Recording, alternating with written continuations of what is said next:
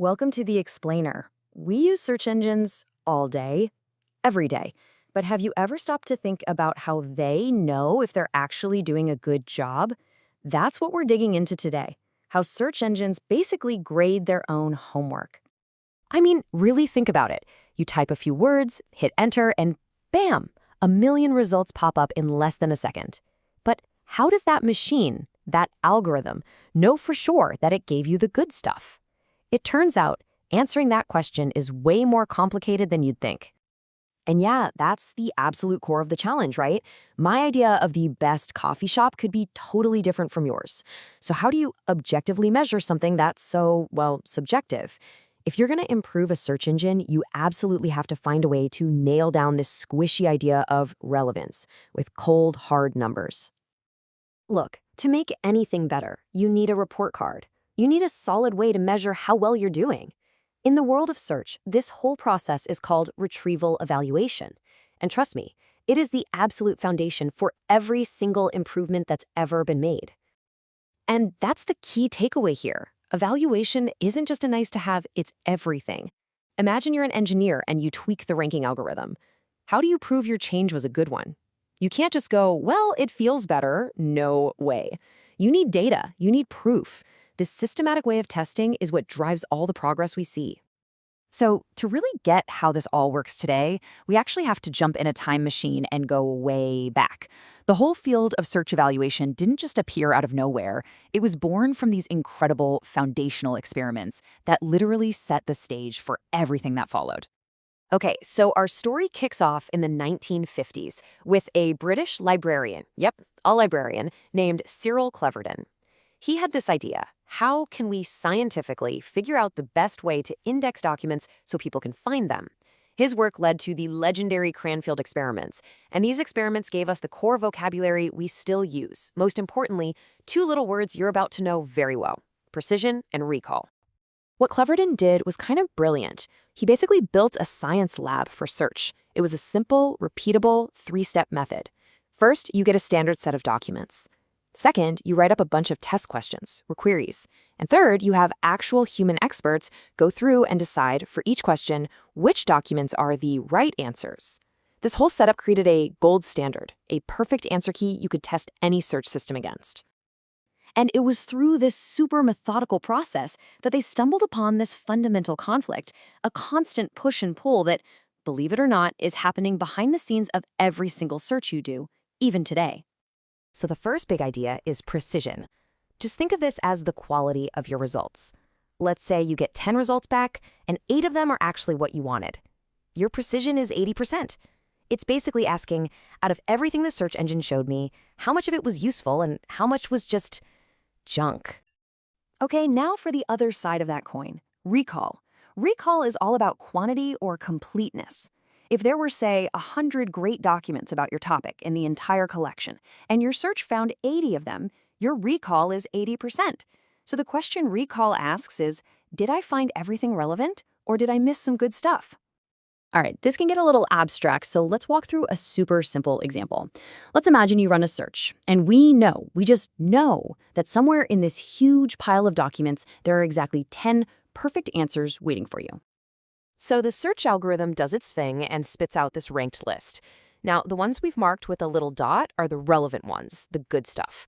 Naturally, you're going to start at the top and go down the list, right? So let's watch what happens to our precision and recall numbers as you do that. Okay, so you look at the very first result.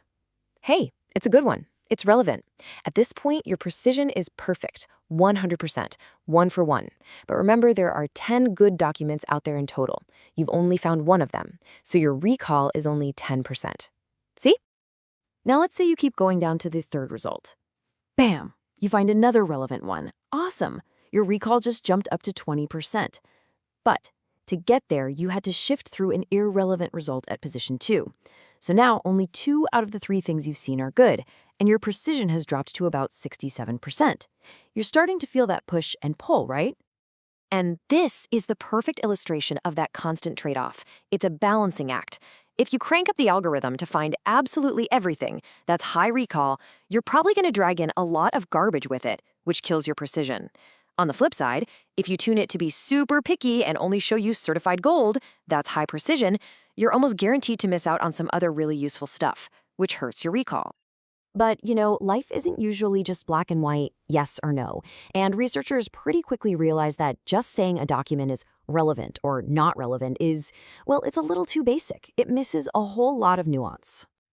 And this is such a good question. I mean, think about your own experience searching for stuff.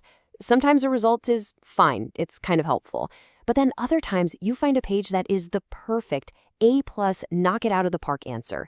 Shouldn't our report card be able to tell the difference between good and perfect? So, the solution was to evolve.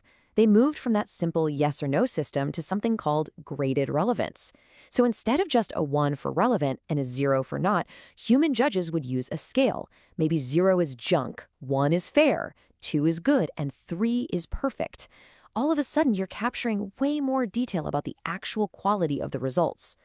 And having this much richer data opened the door for smarter, more sophisticated metrics. The most well-known one is called Discounted Cumulated Gain, or DCG. The core idea is just genius. It gives a ton of points for highly relevant documents, but, and this is the key, it discounts those points the further down the page they are. Because let's be honest, a perfect answer at the number 1 spot is way, way more valuable than a perfect answer at number 10, because who even scrolls that far? Okay, so these classic lab-style methods are awesome. They're super powerful, but they were built for tidy little collections of maybe a few thousand documents. How on earth do you take that idea and apply it to the entire internet? That chaotic, gigantic, constantly changing beast? The short answer is you can't. It's not possible. You literally cannot pay a team of experts to sit in a room and judge billions of pages for the millions of new queries that happen every single day. The scale of the modern web demanded brand new ways of thinking about evaluation, ones that could actually work at that massive scale. So one really common technique you'll see, especially when you're trying to compare two different versions of a search engine, is the side-by-side test. It's exactly what it sounds like. You show a real person the results from algorithm A right next to the results from algorithm B, and you just ask them, hey, which one do you like more? It's a super direct way to see what people actually prefer. But the real game changer, the big revolution, has been figuring out how to use the behavior of millions of us, the actual users, as the evaluation signal. The big search companies are constantly running A/B tests, where they show a new algorithm to just a tiny slice of their users to see what happens. They use crowdsourcing to get fast feedback. But the big one is analyzing click data. What you choose to click on becomes a massive signal for what's actually relevant. And you know what? It works surprisingly well. It turns out there's a really strong connection between what people click on and what those old-school human experts would have called relevant. This big shift, using our collective clicks as this huge, live, breathing evaluation system, is what truly transformed modern search. And that kind of leaves us with one last question to chew on, doesn't it? If every click you make is a vote for what's good and what's relevant, what does your voting record say about you?